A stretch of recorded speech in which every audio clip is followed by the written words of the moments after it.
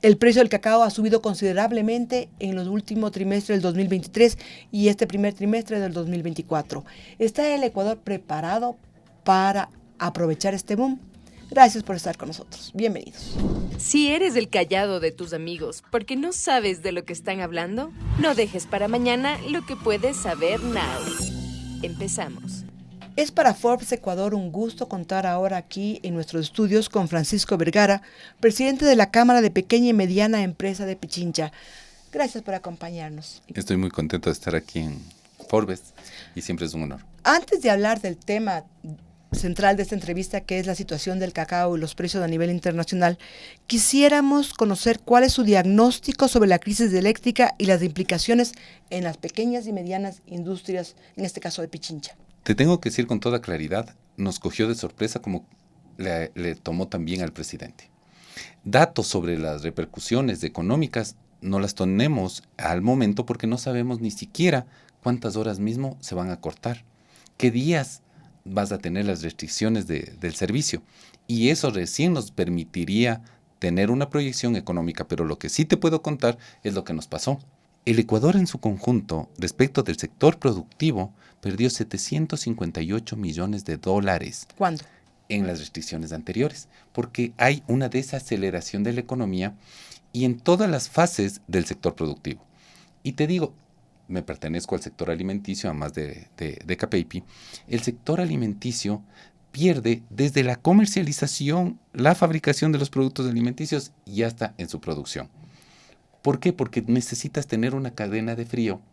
Normalmente lo que más tiene en nuestro cliente para adquirir es producto fresco y necesita que sea refrigerado. Entonces, las tiendas empiezan perdiendo porque se les dañan los quesos, la leche, los huevos, la carne, que son las proteínas básicas para todo tipo de funcionamiento. Y en el sector donde produces, y eso solo en la fase de comercialización, en la parte previa, que es la producción, que no puedas mover y que no puedas recibir en el horario que tú aspiras a recibir tu producto, también pierdes. Si la anterior restricción fue de ese monto, con menos horas, ahora con 8 y 9 horas diarias de corte, significa que podría duplicarse ese monto. Y tendríamos que saber cuánto va a durar, hasta dónde va a ser. Se habla de 60 días, no sé si será cierto o no. En eso te quería explicar que las 60 días que habla el gobierno nacional es el tiempo de duración que te permite la Constitución de declarar un estado de excepción o de emergencia a un sector determinado. Eso es lo que hablan 60 días. Pero el proceso de restricciones no está pensado para 60 días. Por eso en el mismo decreto dice que puede ser renovable. Ya. Depende de las acciones que tome el gobierno nacional para poder alargar o recortar ese periodo para aumentar ese monto de perjuicio o para que realmente sea la mitad o sea el doble. ¿Significa que podríamos hablar de un cero crecimiento en el 2024? Muy complicado. O sea, estamos en... O a saldo rojo. A ver, el riesgo país, por las acciones que ha tomado bien la presidencia de la República, estamos hablando que se ha reducido ostensiblemente. Estamos hablando de 1.200 puntos. Pero no ha llegado a bajar como sería deseable, porque es un gobierno corto. Ya vamos a afrontar un periodo electoral, tenemos en febrero del próximo año elecciones y se esperaría tener estabilidad. Y el próximo año ya se elegiría un presidente para 4 años y eso pensamos en el sector productivo que daría estabilidad al país y bajarían las tasas de interés porque bajaría el riesgo país. ¿Cómo enfrenta la pequeña y mediana empresa una crisis energética de la magnitud de la actual? Como siempre, con mucho esfuerzo y trabajo. ¿Y ¿Cuánto cree que se pueda perder? Solo te comento que se pierden alrededor de 15 millones de dólares diarios en el Ecuador cuando hay restricciones. Y la que le complica aún más que seas pequeña y mediana empresa es porque no estás preparada para estos contingentes. No es que tienes, y es una realidad, no es que tienes un gran generador dentro de tus instalaciones llenos de combustible para que apenas se va la luz, tú aplastes un botón y se prenda. No has comprado siquiera el generador. Y no porque no quieras, sino porque no tienes. Es lo que nos sucede en cada uno de nuestros hogares. Yo tengo la certeza que el 95% o 98% de los hogares en el Ecuador no tienen suministro de energía autónomo. Para eso existe el Estado, que tiene la obligación de garantizarte el suministro, porque es costoso. Así es. Ni siquiera te venden el combustible. Necesitas una licencia doméstica para ir a comprar combustible en bidones, y no te venden ni siquiera en las canecas normales. Si vos llevas una canequita de 5 galones a la estación de servicio, no te la venden. Necesitas tener un código y te necesitas de haber registrado el número de motor y el tipo de combustible y el consumo que tiene en la agencia de regulación, que para lamentar también es de la de energía. Usted ha trabajado, según nos acabamos de enterar, 18 años en el sector eléctrico. ¿Qué sugerencia podría dar para una solución rápida y fácil y a corto plazo? No hay solución ni rápida, ni fácil, ni a corto plazo. Es muy complicado porque realmente la matriz energética está determinada por energía hidroeléctrica. ¿Qué significa esto? Que dependes de si llueve o no llueve. De Pero San Pedro, debíamos entonces, de San estamos... Pedro, pero tenías que estar preparado con el contingente. ¿Cuál es el contingente? Como el que acabamos de hablar, de que debías tener los motores de generación térmica en perfecto estado. Todo el parque generador térmico, y que normalmente están afincados en la costa ecuatoriana, empezando desde Termo Esmeraldas al norte y terminando en Machala Power al sur, y pasando por Electroguayas en Guayaquil. Dicho esto, realmente yo sí hago un llamado de que se ha declarado un estado de excepción en el sector eléctrico, en el sector energético, y deben llamar urgentemente a que se presenten ofertas de generación térmica en la instalación, y premiando con valores que sean atractivos para la inversión privada a que sean instalados. ¿Eso quiere decir barcazas, comprar barcazas? ¿Eso quiere decir? Existen varias formas de proveer de manera temporal energía eléctrica térmica. Una de ellas son las barcazas, y entonces ahí hay que coordinar de debida forma con las Fuerzas Armadas, especialmente con la Marina, porque es quien te permite tener el apoderamiento. ¿Qué otra forma sería? Tienes que coordinar con la Agencia de Regulación y Control para que le dé el título habilitante para que el SENACE, que es el liquidador de la energía, le vea y le pueda pagar. Uh-huh. Y le pueda pagar. La energía eléctrica es pagada por nosotros. Claro, pero no sale del presupuesto general del Estado, sale de la tarifa. Ajá. Entonces, nosotros pagamos una tarifa. Se puede hacerlo. Si estábamos pagando a Colombia, existe un fideicomiso que te da una prioridad si acaso Colombia te paga y te vende la energía y verá cuándo cobro. Ellos primero se garantizaban que podían cobrar para hacerlo. Ahora no te vende Colombia, entonces establece, y ese mismo nivel de garantía que le dabas a Colombia, dale al generador privado térmico para que instale de manera inmediata. Uh-huh. Claro que existe un riesgo para las autoridades actuales.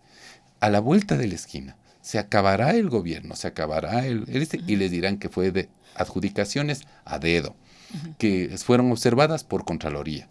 Por esa razón es muy importante que formen un comité de carácter administrativo, no solamente técnico, de carácter administrativo con muchísima solvencia, que les permita tomar decisiones en un estado de excepción, y lo traten como tal y convoquen públicamente a la instalación inmediata. Uh-huh. Las barcazas todavía ni se han de mover de los puertos de salida. Ni siquiera han de estar en trayecto, porque no ha habido ese anuncio. Es supremamente importante de que se diga con toda claridad que va a haber los recursos suficientes, que va a haber garantía de pago y que es energía por lo menos para un año. Para que en el transcurso de ese año se pueda movilizar la barcaza, se puedan instalar contenedores de generación portátiles, y en ese año desmantenimiento al parque generador que no ha sido dado mantenimiento. Sí hay formas no rápidas, y la más rápida es que San Pedro se acuerde de nosotros la próxima semana y que nos mande agua. Esperemos que San Pedro se acuerde de verdad de los ecuatorianos. Pero vamos ahora al tema de nuestra entrevista. El precio del cacao ha subido considerablemente. La tonelada, de acuerdo a datos publicados, que costaba $2,800, a principios de abril llegó incluso a los $10,000. No sé si será esto dato confirmado, incluso más caro que el cobre. ¿Está el Ecuador preparado para poder aprovechar este boom? Te comento solo para el dato de hoy, en la Bolsa de Valores de Nueva York, el futuro se definió para el día de hoy en 11,479. $11,000 una tonelada de cacao en grano. es una cifra récord que no tenemos registro 50 histórico. años atrás creo que había habido alguna cosa así. Ni 50 años. Pero no depende mucho este precio, como tú entenderás, siendo un commodity y fijado mundialmente por la oferta y la demanda global. Uh-huh. Mucho que hacer respecto del precio al Ecuador. Y te quería poner primero en contexto. El 44% de la demanda mundial es cubierta por Costa de Marfil. Así es, pero Costa de Marfil y Ghana están en problemas ahora. Ghana lo cubre el 4%, y Camerún y... ¿cuál es el otro? Creo que es Nigeria, están también dentro del 4%. Entonces, solo entre esos 4 países africanos, estamos hablando del 70%. Y lo más importante es, ¿con qué certidumbre va a mantenerse ese precio o va a bajar? Porque eso nos va a permitir a los ecuatorianos aprovechar o no el boom cacautero. Y me voy a permitir solo darte una visión de lo que está pasando en Costa de Marfil. Rápidamente, porque por cuestión de tiempo hay tanto que abordar y se nos va el tiempo a full, ¿no? En Costa de Marfil, cuando se independizaron, ¿sí?, quien incentivó era el presidente de la República, hace más de 40 años. Es decir, todas las plantaciones de Costa de Marfil ya están viejas. De la vida útil del árbol de cacao tiene 30 años. Y no ha habido inversión, porque los gobiernos vieron que lo que producían era cacao y decidieron estatizar el precio del cacao y crearon una agencia que regulaba y comercializaba el cacao. Entonces toda la renta la capturaba el Estado y el productor no lo tenía. Dejaron de sembrar. Y lo que sucede es que están envejeciendo los árboles en estos países africanos porque no ha habido una cultura de resiembra. Al momento que no hay una cultura de resiembra, viene una sequía y es como a un viejito, le da gripe o se nos caen y se nos mueren. Eso es lo que está pasando. Y además de eso, la Unión Europea está sancionando la deforestación para sembríos de cacao en la zona africana. Eso es un tema para la compra, pero para la oferta realmente no ha crecido la oferta en estos países y no va a crecer porque encontraron un sustituto que está al margen del control del Estado del cacao, que es la minería ilegal. Como no les llegaba el dinero a los productores, porque tú puedes imaginar, el Estado, dicen que les cobraban coimas hasta para pagarles del cacao que habían producido. Están dedicados a la minería ilegal. Pero el Ecuador entonces sí puede aprovechar este boom. Por supuesto. ¿Cómo aprovecharlo? Es el momento. De la información que dio el ministro de Agricultura en su último informe de labores, que fue el mes pasado, tenemos 590,000 hectáreas de cacao registradas. Uh-huh. De esas 500,000, el problema es que tenemos una productividad de 0,66 toneladas de cacao por hectárea de producción, es decir, entre 12 y 14 quintales, cuando una producción adecuada debería ser 1 tonelada, y hay fincas tecnificadas que producen hasta 2 toneladas por hectárea. Entonces, ¿qué hacer? Hay que incentivar la productividad. ¿Cómo? Hay 2 factores fundamentales para, como todo niño, como todo ser humano. Uh-huh. Primero tiene que estar sano, que se dice, tenemos que dar una línea de crédito, señores del gobierno. Se necesita una línea de crédito de aproximadamente $1,000 para control fitosanitario. Es decir, para que esté sanita las plantas de esas 500,000 hectáreas, estén sanas. Y después, línea de crédito de $1,000 a cada productor. Por hectárea. Por hectárea, por ¿ya? Hectárea, uh-huh. Por hectárea. Ya. Y no digo regalado, porque es rentable ahorita. Uh-huh. Pero hay que darles ese capital de trabajo. ¿Para qué? Para que le poden, es como hacerles del pelo, uh-huh. Sí. Les capaciten, y después de alimentación. Otros $1,000 para que tenga nutrición. Entonces tú le haces sana a la planta de cacao, uh-huh. Le das alimentación, y en 6 meses podemos estar duplicando nuestra producción. Uh-huh. De 0,66 promedio por hectárea, podemos subir a 1 hectárea, a 1 tonelada por hectárea, y está bien manejado, hasta 2. Uh-huh. Esa sería la forma más rápida de aprovechar este boom, porque si solo vamos a dar plantas para que siembren, esto no es maíz. Uh-huh. El maíz se puede sembrar 3 veces al año y que cosechas y su vida útil y su vida, lo siembras y en 3 meses estás cosechando el choclo, el maíz y listo. El cacao se demora 4 y 5 años en entrar en producción. No podemos llegar a pensar de que en este momento empieces a sembrar para cosechar en 5 años. No sé si se sostenga. Yo pienso que sí se va a sostener el precio. Los precios en ese promedio de $11,000 a tonelada. No, estamos pensando que eso es como una burbuja, pero tampoco van a regresar a lo que eran los 2.800. Esperamos que se estabilicen por lo menos en los 10, 15 años, por lo menos en $6,000 la tonelada. Esas son las proyecciones a nivel internacional. ¿Eso qué significa? $6,000 la tonelada, ¿cuánto le representa al Ecuador? Si Solo- en el solo- solo te cuento. en el 2023 le representaron 1.170 millones de dólares. A eso iba, que en 6 meses, porque eso es lo que se demora desde la flor hasta que puedas cosechar la mazorca de cacao. En 6 meses, bien cuidadito, podado, fitosanitariamente manejado y bien alimentado, o sea, con nutrición, puedes cosechar por lo menos 1 tonelada. Es decir, podríamos duplicar. Y el precio te ha quintuplicado. Es decir, ahora, este año podríamos llegar de lo que el año pasado tuvimos 1.100 millones. Ajá. Este año, a pesar de que no ha sido todo el año, te garantizo que vamos a llegar a 2.000 millones de dólares si es que no cambian las circunstancias. En el estado que está, sin incrementar productividad por hectárea, podemos llegar a 2.000. Si solo hacemos bien los deberes, 6 meses, 1 año, el próximo año podemos llegar a 3.000 y 4.000 millones de dólares. O sea, podemos llegar a rebasarle tal vez al banano. O sea, realmente podría ser un año de oro el año 25. El Ecuador es el principal exportador de cacao como producto no petrolero. A México, ¿cómo cree usted que esta crisis diplomática puede afectar esto? Para nada. Es tan alta la demanda. Somos agricultores por más de 100 años. Uh-huh. Y cuando hay demanda, no te preocupes. Todo el mundo te quiere comprar. Antes teníamos que pensar y estábamos pensando en hacer una asociación para ir a vender en París, para ir a vender en Osaka. Ahora te están yendo a comprar en la finca y te están pagando por adelantado. Quiere decir que no pasa nada si es que México deja de comprar cacao al Ecuador. Solo anúlale. Y es deficitario, el mundo es deficitario de cacao. El mundo. Porque estos dos países que producían, estos 4 países que producían en África, el 70% están produciendo el 35% menos de su producción. Y la demanda no ha dejado de crecer. Entonces las curvas entre la oferta y la demanda cada día van a estar más lejanas. No va a haber punto de equilibrio. Y lo que Ecuador pueda vender a México, va a haber 15 países más que quieran comprarle y eso se maneja a través de traders.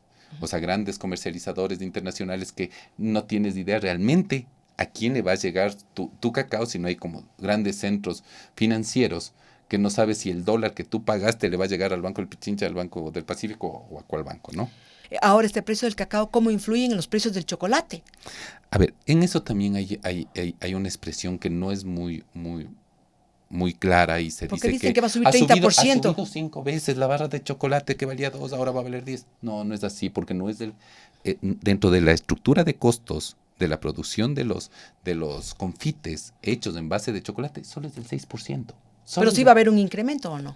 Afecta a ese 6% un incremento de 3 veces, no va a llegar a ser el 10%. Es decir, si una barra para no decir cualquier nombre, si una barra de chocolate sucedáneo que utilizaba un bajo porcentaje de cacao costaba 2, puede subir a 2.15. Pero si usaba el 70 o el 80% de cacao. Si eres un artesanal y utilizabas el 80%, lo máximo que puede llegar es al 30% del costo. Porque el otro componente, el otro 70% del costo es comercialización, es packing, es el azúcar, es la leche que no se ha movido. Y la parte de la conversión es el 70% del costo de un producto, de una barra de chocolate. Ponle que se duplique. Uh-huh. Eso no podría llegar nunca a transferirse el 500% del incremento del costo del cacao a 500% de la barra terminada. Porque los otros productos, los otros componentes del costo de los insumos no han llegado a esos rubros. Pero hay productores de chocolate fino, Ujú. que dicen que producen chocolate con cacao al 70, al 80%, que señalan que la industria va a tener que subir los precios a los consumidores finales entre un 30 y un 40% por lo que se está viviendo en el mundo del cacao. Sí. ¿Es posible A o no ver, posible esto? entre un 30 y un 40%, sí, en ese tipo de producto. Ten en cuenta que esa no es la mayor demanda del cacao. O sea, es decir, que si una barra de chocolate costaba $10, ahora va a costar. Estaríamos hablando de 13 dólares. Pero permíteme explicar esto porque Ujú. este foro es un foro especializado en términos económicos. Para que tengas, ya analizamos cómo es el componente de la oferta y quiénes son los que más ofertan. Y haga lo que haga el Ecuador, no va a cambiar esa oferta global. Ujú. ¿Sí? Lo mismo pasa en la demanda. La oferta de esas barras de lujo o gourmet, ¿sí? No es el componente más fuerte de la demanda. No llega a ser ni el 10% de la demanda mundial. El 90%, el 80%, dependiendo del producto, son las grandes compañías de chocolate, ¿no? Que todos conocemos, que son las marcas más populares, americanas, alemanas y suizas, ¿no? Ujú. Y belgas. Entonces, esas marcas no utilizan dentro de su estructura de costos más del 6% de la tasa. Es como en las tazas de café. La taza de café al final del día no tiene más de 4 centavos de café que les llega al productor. Entonces, de esos 4 ahora son 12, sí, son 12 centavos más que entran dentro de tu costo. El costo más alto es la marca, es la tienda, la cafetería, el poderte dar en un contenedor determinado. Y eso no se ha movido. Ya. Solo es un componente Porque se señalaba también que importante. 138 empresas se dedican a la preparación de chocolate y productos de chocolate en el Ecuador según la superintendencia de compañías. Así es. Entonces eso significa que ellos utilizan solo una parte del cacao, Más no del están... 90, mucho más del 90% del cacao que producimos en el Ecuador. Los países productores de cacao, y a veces también es un discurso, ¿no? Ujú. De que somos productores de cacao y no sabemos hacer chocolate. Por favor, los europeos nos llevan 200 años haciendo chocolate. Y son negocios diferentes. Y son negocios totalmente diferentes. Y normalmente el que produce cacao no es chocolatero especializado y es un tema de naturaleza. Porque no tenemos las 4 estaciones. En los países productores de cacao somos tropicales. Así es. Somos tropicales. Y no tienes la misma necesidad de la molécula de grasa de cacao como que estás en invierno en Alemania o en Suiza y te estás muriendo de frío y partes un pedacito y te lo metes en la boca para tener calor. Eso es lo que te obliga a tener buena chocolatería. ¿Y quiénes tienen la mejor? Canadá, Alemania, Suiza y etcétera, ¿no? Es por una demanda que tienes física de tener calorías para tu consumo. Es como ponerse una chompa. En Guayaquil no usas las mismas chompas que utilizamos aquí en Quito. Y entonces no puedes decir, oye, ¿y por qué no tienes chompas en Guayaquil? No, por Dios. O sea, y ándate al Chimborazo, ándate a Riobamba. Usa una más gruesita. Es natural, es natural. Por eso somos países exportadores de almendra de cacao. Las expectativas al 2025. Que todo el mundo, con esta señal económica aquí en el país liberalizado, el cacao no es como el banano, que tenemos un precio de... Eso caja mata, eso mata, ¿no? A cualquier productor. Pero el cacao no tiene. El cacao no tiene. ¿Qué es lo que sí tiene estos dos países grandes productores? Y esperamos que nadie con ideas descabelladas venga a decir, pongan un precio al quintal de cacao porque está subiendo mucho. No, absorbe esa renta. Y es tan benigno el cacao, que realmente llega a la renta a la mayor parte de agricultores. No es como el banano, que son grandes haciendas que tú puedes manejarlas hasta por avioneta, ¿no? ¿Cómo lo del cacao? Cuéntanos que llega tanto a los pequeños ¿Por qué? Porque son agricultores. 500,000, son 596,000 de acuerdo al dato que dice, yo tengo la certeza que es un poco más del Ministerio de Agricultura, pero son 190,000 propietarios. Eso te da a menos de 5 hectáreas por dueño. Esa es la verdadera distribución de riqueza, porque el cacao es una producción que tú la tienes de sostenibilidad. Y era como criar chanchitos en el campo que tú crías para Navidad. Es igualito, todo el mundo tiene 1 hectárea, 2 hectáreas y no las cultivan dentro de su horario de lunes a viernes. Es como hobby mantenerlo y lo van a cuidar, es su jardín de la finca. Entonces, cuando tú le das una renta al cacaotero, no es que estás dando a grandes empresas, realmente estás distribuyendo en 190,000 familias. Es un sueño. El cacao realmente en el Ecuador es totalmente democratizado. O sea, no hay... Me pueden sobrar los dedos de la mano para los grandes productores de cacao y que nos llegan a mover toneladas. Realmente el cacao es una gran oportunidad para el Ecuador, eso estamos muy contentos, no es algo que nosotros lo hayamos movido, realmente no era un precio adecuado el de 80, 100 dólares el quintal de cacao, era solo por puro amor a la camiseta y al cultivo de la historia que tenemos cacaotera en el Ecuador. El precio que se está dando, te voy a hacer una comparación más o menos de lo que pasó en los años 70, cuando el precio del petróleo no tenía costo. Recuerda que el precio del el petróleo no tenía costo en los 70, hasta que se crea la OPEP. Uh-huh. Lo que se cobraba era la extracción y el transporte y el servicio. Eso era lo que pasa ahora todavía con el agua. El agua no tiene costo. Tiene costo la captación, el transporte, la comercialización y la distribución del servicio de agua potable. Lo mismo estaba pasando con el cacao. Entonces, hasta este momento, que realmente esperamos que llegue a tener un precio de sostenibilidad del productor. ¿Cuál sería ese precio de sostenibilidad del productor? Por lo menos es los 6,000, 7,000 dólares por tonelada. Lo que tenemos ahora es realmente que los stocks en bodega de que tenían todos los comercializadores de cacao, los grandes traders, se consumieron.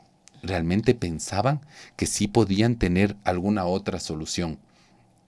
Pero la verdadera solución era sembrar árboles hace 5 años. Porque como es un commodity, normalmente tiene 5 años de stock. Uh-huh. Y debían haber sembrado en esa época o dar señales de siembra. Y es lo que hay que pedir. Y te lo digo, Ban Ecuador todavía no lo ve. Todavía no lo ve. ¿Cómo no pueden sacar una línea de crédito adecuada viendo una señal de ese tipo? De que te están pagando 5 veces, no depende de ti, estás en país dolarizado, necesitas que vengan dólares, esto es a corto plazo, tienes casi 600,000 hectáreas plantadas, casi para producción. Oye, dales y no les des en plata, dales totalmente focalizado para nutrición y fitosanitario, porque la mano de obra ya la pone el pueblo, lo pone el agricultor. Realmente es una gran oportunidad. Francisco Vergara, muchísimas gracias por estar este día aquí con nosotros en los estudios de Forbes Ecuador. Muchas gracias, me he sentido muy bien. Buenos días. Ahora ya sabes de lo que todos están hablando. Esto fue Forbes Now, en el podcast de Forbes Ecuador.